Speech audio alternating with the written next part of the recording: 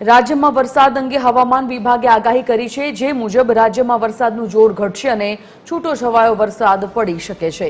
ઉત્તર, પૂર્વ અને દક્ષિણ ગુજરાતમાં વરસાદ રહી શકે છે, તો દક્ષિણ સૌરાષ્ટ્રમાં વીજળીના કડાકા સાથે ભારે વરસાદ થઈ શકે છે। આજે રાજ્યમાં વરસાદને લઈને યલો એલર્ટ છે। માછીમારોને આજથી 1 જૂન સુધી દરિયો ન ખેડવા માટે સૂચના આપવામાં આવી છે। હાલ અપર એર સાયક્લોનિક સર્ક્યુલેશન સક્રિય થતા વરસાદ રહેશે। અમદાવાદ અને ગાંધીનગરમાં વાદળછાયું વાતાવરણ રહી શકે છે। એવામાં તાપમાનમાં 1 થી 2 ડિગ્રી તાપમાન વધવાની પણ સંભાવના છે।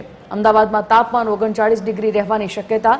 આજે રાજ્યમાં કેટલાક જિલ્લામાં વરસાદને લઈ યલો એલર્ટ આપવામાં આવ્યું, તો સાબરકાંઠા, અરવલ્લી, મહીસાગર, પંચમહાલ, દાહોદ, છોટાઉદેપુર, નર્મદા, ભરૂચ, સુરત, તાપી, નવસારી, વલસાડ, ડાંગ, દમણ, દાદરાનગર હવેલી, બોટાદ, અમરેલી, ભાવનગર, ગીર સોમનાથ, દીવમાં ગાજવીજ સાથે હળવા વરસાદની आगाही व्यक्त કરવામાં આવી છે।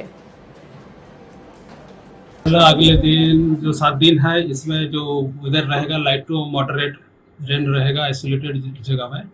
मेनली साउदर्न डिस्ट्रिक्ट का जो गुजरात रीजन के दक्षिणी क्षेत्रों का जो डिस्ट्रिक्ट है, और जो नॉर्थ गुजरात, उत्तर गुजरात की जो पूर्व क्षेत्र डिस्ट्रिक्ट है, इसमें आइसोलेटेड जगह में लाइट टू मॉडरेट रेन रहेगी।